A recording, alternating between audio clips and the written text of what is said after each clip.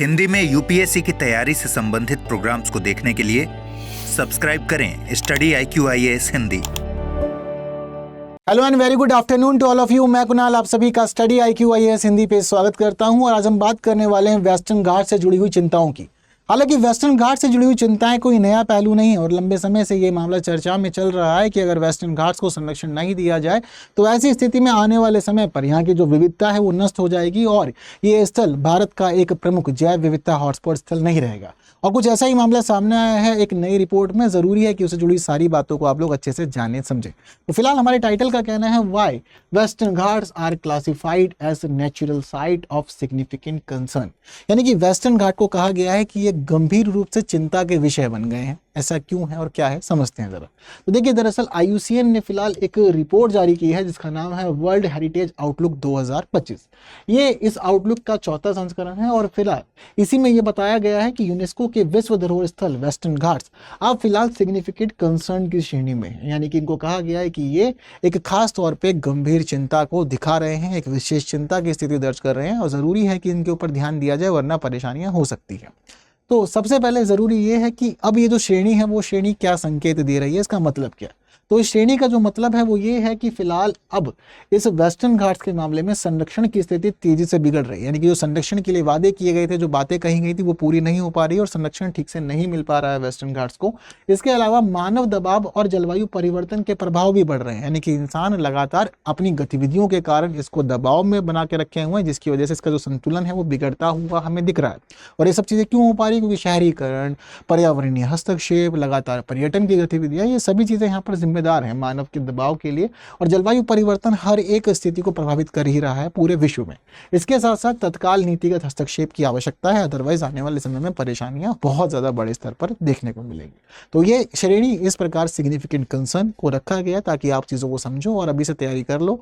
ये वेस्टर्न घाट सुधर जाएगा वरना आपको बहुत ज्यादा परेशानियां बाद में होंगी। तो सबसे पहले वेस्टर्न घाट्स का महत्व क्या है वो हम लोग समझते हैं, उसके बाद बाकी चीजों को समझेंगे। तो देखो, वेस्टर्न घाट्स भारत के लिए बहुत ही ज्यादा महत्वपूर्ण और खास स्थल है। ये हमारे प्रमुख जैव विविधता हॉटस्पॉट्स में से एक है। तो ये विश्व का एक प्रमुख जैव विविधता हॉटस्पॉट है और हजारों एंडेमिक प्रजातियों का घर भी बना हुआ है। भारत के मॉनसून, वर्षा पैटर्न और जलवायु को नियंत्रित करने में भी भूमिका निभाता है। कई सारी नदियां जो हैं उनका उद्गम यहीं से होता है। गोदावरी, कृष्णा, कावेरी, पेरियार, इसके अलावा और भी नदियां हैं जिनका यहाँ पर उद्गम देखने को मिलता है। वहीं दूसरा पहलू ये है कि जल संचयन, मृदा संरक्षण, भूजल रिचार्ज और कार्बन सिंक, ऐसे सारे पहलुओं को भी ये संभाले हुए हैं। ये सारी खास बातें भी यहाँ देखने को मिलती हैं। यहाँ से बहुत सारे हमें अलग अलग उत्पाद भी मिलते हैं जैसे कि मसाले, चाय, कॉफी, रबड़, ये सारी फसलें और इको टूरिज्म के लिए भी इसका विशेष महत्व है। और यूनेस्को ने तो उसको विश्व धरोहर स्थल के रूप में शामिल किया ही हुआ है। तो यहाँ पर वैश्विक संरक्षण का दायित्व इससे जुड़ जाता है। इसके साथ साथ ही भारत के कई सारे राज्य से जुड़ जाते हैं, जैसे कि तमिलनाडु से लेकर गुजरात तक के सभी राज्य जो है इससे कनेक्ट होते हैं और सभी की तरफ यहाँ पे इसकी पहाड़ियाँ फैली हुई हैं। तो इसका महत्व बहुत ज़्यादा है। भारत में बहुत सारे कार्य संभालता है, जिम्मेदारियां संभाली हुई है और हमें लगता है कि अगर वेस्टर्न घाट्स ना हो हमारे पास में तो भारत की जो जलवायु परिस्थितियां हैं, जो मौसम है, वो शायद फिर इस अनुकूल दशा में हमें देखने को नहीं मिलेगा जितना अनुकूल रूप में अभी वो देखने को हमें मिलता है। अब फिलहाल गंभीर चिंता में ये क्यों पहुंच गया, यानी कि इसके साथ ऐसा क्या हुआ कि आज ये गंभीर चिंता की श्रेणी में है। तो देखिए, पहला रीजन है पर्यावरण क्षरण। लगातार हम यहाँ पर पर्यावरण का क्षरण ही देख रहे हैं, जैसे कि वनों की कटाई निरंतर जारी है। भूमि के उपयोग को लगातार आप बदल रहे हैं, वनों को काट करके आप यहाँ पर कृषि भूमि में बदल रहे हैं। इसके साथ साथ प्लांटेशन विस्तार, तो प्लांटेशन विस्तार यहाँ पर ठीक से हो नहीं पा रहा है, बहुत कम है। जरूरी है कि आप यहाँ पर प्लांट्स लगाएं, पौधे लगाएं, जिसकी वजह से नए नए पेड़ों का विस्तार हो और इसका क्षेत्र बढ़े। अब लगातार आप नई नई परियोजना भी लेकर के आ जा रहे हैं, सड़क परियोजना, रेल परियोजना, हाइड्रो प्रोजेक्ट यानी कि जल विद्युत परियोजना। अब इसकी वजह से आवास विखंडन की स्थिति वहाँ पर चल रही है। तो अब ये सभी सारी चीज़ें ऐसी हैं, तो सारी चीज़ें मिल करके इस वेस्टर्न घाट्स को नुकसान पहुंचा रही है और प्रभावित कर रही है नकारात्मक रूप से। इसके अलावा अगला मामला है खनन और पावर सेक्टर का बढ़ता दबाव। तो खनन भी यहाँ पर बड़ी मात्रा में हो रहा है और साथ साथ जो ऊर्जा का क्षेत्र है उसका दबाव भी लगातार इस क्षेत्र में बढ़ता जा रहा है, जिसकी वजह से इसकी स्थिति असंतुलित होती जा रही है, दिक्कतें बहुत ज़्यादा है। वहीं जैव विविधता पर खतरा। अब दरअसल जिस प्रकार की ये सारी चीज़ें हो रही हैं इससे जैव विविधता में खतरा बढ़ता जा रहा है, जलवायु परिवर्तन होना है, मानवीय गतिविधियां बढ़ती जा रही है। तो यहाँ जो पर्यावरण है अब वो पूरी तरह से खतरे में आ चुका है, जीव खतरे में आ चुके हैं। उभयचर या स्थानीय वनस्पति और जीव है उनकी संख्या तेजी से गिरती जा रही है और साथ साथ में जहां स्थानीय वनस्पतियों की और जीवों की संख्या गिर रही है, यहाँ पर आक्रामक प्रजातियां आ रही हैं जैसे कि लेंटाना, सेना। अब इनका प्रसार तेजी से देखने को मिल रहा है, जिसकी वजह से अब इनके प्रसार से ये अपना क्षेत्र बढ़ा रहे हैं इस हिस्से में और स्थानीय प्रजातियों को विस्थापन करना पड़ रहा है। बात केवल इतनी भी नहीं है, यहाँ पर मानव क्रियाएं जो हैं वो और जिम्मेदार हैं। इंसान लगातार यहाँ पर पर्यटन के लिए जा रहा है, जिसकी वजह से कूड़ा होना, असंतुलन होना, प्रदूषण होना, वो सारी चीज़ जिम्मेदार है। और वहीं बहुत सारे लोगों ने यहाँ पर आक्रमण किया हुआ है, अतिक्रमण किया हुआ है। अतिक्रमण की वजह से होटल बनाना, शॉप्स खोलना, गाड़ियों का लाइना ले जाना, तो उस सभी से भी यहाँ पर बहुत नुकसान होता जा रहा है। ये सारा मामला बहुत ज़्यादा नुकसानदायक है, हानिकारक है। वहीं शासन संबंधी चुनौतियाँ, अब दरअसल ये जो वेस्टर्न घाट्स हैं 6 राज्यों में फैले हुए हैं, तो सभी राज्यों का साथ में आना एक बड़ी दिक्कत वाली बात है। सब लोग एक दूसरे पर जिम्मेदारी डाल रहे हैं, तो सहयोग नहीं हो रहा है, समन्वय नहीं हो रहा है और क्रियान्वयन में असमानता है। वहीं जो यहाँ पर इकोलॉजिकली सेंसिटिव एरिया है, उसकी अधिसूचना पर राज्यों की सहमति में देरी होती जा रही है, तो इसकी वजह से भी संरक्षण प्रयास हो नहीं पा रहे। मतलब क्यों दबाव हो रहा है, क्यों इसको कहा जा रहा है कि सिग्निफिकेंट कंसर्न है, वो पता लग रहा है कि इसके ऊपर अलग तरह से चारों तरफ से अलग अलग मार पड़ रही है और ये खतरे में आता जा रहा है, नुकसानदायक है और आने वाले समय में बहुत ज़्यादा क्षतिग्रस्त भी हो जाएगा और हमारे लिए फिर ये गंभीर परिणामों को लेके आएगा। तो अब जिस प्रकार से क्षतिग्रस्त हो रहा है, स्थिति दिखा रहा है, इसका मतलब क्या? तो जलवायु अस्थिरता, जिस प्रकार की चीज़ें ये भारत के मानसून के लिए निर्धारित करता है, भारत का मानसून बदल सकता है इसके क्षतिग्रस्त होने की वजह से। वहीं सूखे और बाढ़ के चक्र भी बदल सकते हैं भारत के अंदर। कुछ हिस्से ऐसे होंगे जहाँ पे ज़्यादा बारिश होंगी, कुछ हिस्से ऐसे हो जाएंगे जहाँ पे ज़्यादा बाढ़ आएगी, कुछ हिस्से ऐसे होंगे जहाँ पर सूखा ज़्यादा देखने को मिलेगा। ये सभी चीज़ें भारत में देखने को मिल सकती है जिस प्रकार से चीज़ें बदल रही हैं।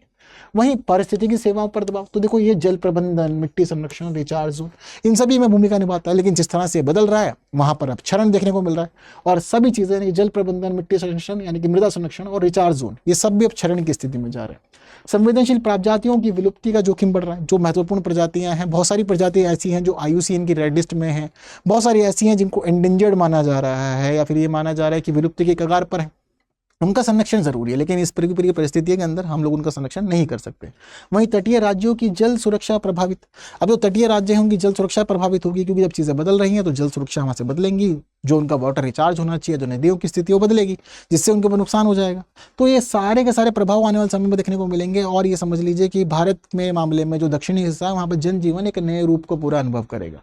तो अब इन सभी चीज़ों के साथ साथ ये भी समझना है कि अब भारत क्या क्या कर सकता है, क्या क्या नीतियां बना सकता है, कैसे चीज़ों को सुधार सकता है। तो भारत के लिए ज़रूरी है फिलहाल कि भारत नीतिगत महत्व पर ध्यान दे। राष्ट्रीय जल नीति, पर्वतीय विकास नीति और आपदा प्रबंधन ढांचा जो है वो पूरी तरह से प्रभावित हो रहा है। यहाँ पर जो नियम बनाए गए थे वो पालन नहीं हो पा रहे हैं, तो ज़रूरी है कि उन चीज़ों को व्यवस्थित करें और ठीक करें। विकास बनाम संरक्षण संतुलन, इन दोनों के बीच में चीज़ों को मेंटेन करना जरूरी है, यानी कि विकास बनाम संरक्षण, इन दोनों के बीच में संतुलन स्थापित करना जरूरी है, क्योंकि अगर संतुलन स्थापित नहीं हो पाएगा चीज़ें बिगड़ेंगी। और इस दौरान केरल, कर्नाटक और महाराष्ट्र राज्यों के बीच में तो ये विकास और संरक्षण की चीज़ों को आगे बढ़ाना जरूरी है। अगर हम चाहें कि केवल पर्यावरण मिले तो उससे चीज़ें रुकेंगी, बाधित होंगी। हम चाहें कि केवल विकास हो जाए तो वो भी चीज़ें बाधित होंगी। तो पर्यावरण और विकास इन दोनों को मेंटेन करना बहुत ज़रूरी है। अगर ये मेंटेन नहीं होता तो हमारे लिए बहुत परेशानी वाली चीज़ें यहाँ पर हो जाएंगी। तो सतत विकास वाली जो अवधारणा है उसका यहाँ पालन करना पड़ेगा। और केंद्र राज्य पर्यावरणीय समन्वय में गंभीर खामियां यहाँ पर उजागर होती हुई भी हमें दिख रही है। तो जरूरी है कि केंद्र और राज्य सभी समन्वय को मेंटेन करें, संघवाद की जो संकल्पना है, जो विचार है उसको पूरा करें और यहाँ पर्यावरण के संरक्षण में भूमिका निभाएं, वरना परेशानियां बहुत रहेंगी। तो क्या विकल्प हैं, कैसे चीजें ठीक हो सकती हैं? तो पहली जरूरी है अधिसूचनाओं को लागू करना। तो जो अधिसूचनाएं तैयार की गई हैं या जो अटकी हुई हैं उनको पूरा करके लागू करें, जिससे कि इसका संरक्षण हो सके, ये करना जरूरी है। वहीं इस क्षेत्र की जो वहन क्षमता है उसके आधार पर ही विकास योजनाओं को आगे बढ़ाना, ताकि हमारा पर्यावरणीय क्षेत्र सुरक्षित रहे और इसी को ही हम आगे भी देख पाएं। वरना ऐसा ना हो कि आने वाले जनरेशन केवल वेस्टर्न घाट्स पढ़े तो लेकिन वो देख ही ना पाए। इसके साथ साथ जो खनन और अवैध गतिविधियां यहाँ चल रही हैं उनकी कठोर निगरानी करना और रोकना, ताकि ये नुकसान ना पहुंचा पाए और चीज़ें डैमेज ना हो, क्योंकि खनन और इसके अलावा अवैध निर्माण की वजह से बहुत नुकसान हो रहा है इस क्षेत्र के अंदर। वहीं सामुदायिक आधारित मॉडल भी बनाने पड़ेंगे, क्योंकि दरअसल जब कभी भी आप ये चाहते हैं कि संरक्षण प्रयास हो, पर्यावरण संरक्षण हो, तो ज़रूरी ये भी है आपके लिए कि आप इस पूरे के पूरे घटनाक्रम के तहत सामुदायिक भागीदारी सुनिश्चित करें। बिना समुदाय की भागीदारी के कुछ भी पूरा हो नहीं सकता। और इनवेजिव प्रजाति प्रबंधन और सीड बैंक संरक्षण, यानी कि जो भारत की स्थानीय प्रजातियां हैं उनके सीड बैंक का संरक्षण करना है, और जो आक्रामक प्रजातियां हैं उनको कैसे दूर रखा जाए और कैसे भारत की प्रजातियों को सुरक्षित रखा जाए, इस मामले में भी प्रबंधन करना होगा, तभी चीज़ें हो पाएंगी, वरना नहीं हो पाएंगी। और वेस्टर्न घाट्स भारत का एक प्रमुख जैव विविधता हॉटस्पॉट स्थल है। वो हॉटस्पॉट इसीलिए क्योंकि जैव विविधता बहुत खास है यहाँ की। अगर ये जैव विविधता नष्ट हो गई तो ये समझिए कि स्थल का पूरा महत्व खत्म हो जाएगा। फिर आगे ना तो यहाँ से आजीविका मिलेगी और ना ही पर्यावरण देखने को मिलेगा, दोनों के ही नुकसान यहाँ हो जाएंगे। तो बातें सारी क्लियर है सभी को? जब इतना कुछ क्लियर है तो मुझे लगता है कि आप लोग एक इजी से क्वेश्चन का आंसर तो कमेंट कर ही सकते हैं, कमेंट जरूर कीजिए। हालांकि आंसर कमेंट करने के साथ साथ ही आप लोग के लिए ये बात भी जरूरी है कि अगर आप द हिंदू न्यूज़पेपर हिंदी में पढ़ना चाहते हैं तो जुड़िए सुबह 9 बजे हमारे साथ, जहाँ न्यूज़ एनालिसिस और एडिटोरियल डिस्कशन हम करते हैं और बहुत ज़्यादा न्यूज़ डिस्कस करते हैं ताकि आप लोग की तैयारी अच्छे से हो पाए। इसके अलावा बात केवल यहीं तक ही नहीं है, बल्कि स्टडी आईक्यू ने आप लोगों की 2026 के प्रीलिम्स को देखते हुए SIP शुरू किया है, यानी कि प्रीलिम्स ओरिएंटेड प्रोग्राम शुरू किया है, ताकि आप लोगों की प्रीलिम्स की तैयारी अच्छी हो। और इस दौरान आपको मिल रहा है खास डिस्काउंट, और ये डिस्काउंट मिलेगा KL लाइव कोड से। अगर आप KL लाइव कोड यूज करते हैं तो आपको खास डिस्काउंट भी मिलेगा। इसके अलावा classes, study material, PYQ, MCQs, mentorship सब कुछ आपको मिल जाएगा 2026 की तैयारी के लिए। वहीं आप लोग अगर 2027 की तैयारी करना चाहते हैं तो प्रतिज्ञा प्लस बैच ज्वाइन कर सकते हैं, जहां KL लाइव कोड आपको खास डिस्काउंट दिला रहा है। और वहीं इस बैच में आपको मिलता है study material, classes, current affairs, test series, CSET, सब कुछ मिलता है आपको, पूरी मेंटरशिप मिलती है, स्कॉलरशिप प्रोग्राम भी शामिल है। तो ये बैच भी आप लोगों के लिए बहुत अच्छा है, आप लोग 2027 की तैयारी के लिए यहाँ पर ज्वाइन कर सकते हैं। तो KL लाइव कोड आपको यहाँ पे डिस्काउंट दिला देगा। बाकी आप जुड़ सकते हैं मेरे साथ और इन्फॉर्मेशन के लिए टेलीग्राम, इंस्टाग्राम, फेसबुक, एक्स सभी प्लेटफॉर्म पे, और इस QR कोड को स्कैन करके पहुंच सकते हैं टेलीग्राम चैनल पे, जहाँ आप लोग को PDF शेयर की जाती है। तो इन्फॉर्मेटिव सेशन है, शेयर जरूर कीजिए, पढ़ते रहिए, तैयारी करते रहिए, आगे बढ़ते रहिए स्टडी आईक्यू के साथ। फिलहाल के लिए दीजिए मुझे विदा। थैंक यू सो मच, जय हिंद। हिंदी में UPSC की तैयारी से संबंधित प्रोग्राम्स को देखने के लिए सब्सक्राइब करें स्टडी IQ IAS हिंदी।